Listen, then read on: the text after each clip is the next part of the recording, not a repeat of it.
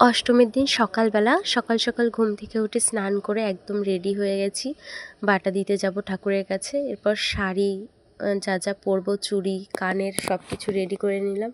কিন্তু এখানে একটাই প্রবলেম যে আমি রেড শাড়িটার সাথে কোন জুয়েলারিটা পরবো, মানে কোন কানেরটা পরবো এটাই বুঝতে পারছিলাম না, তাই দুটো নিয়েই ম্যাচ করে দেখছিলাম।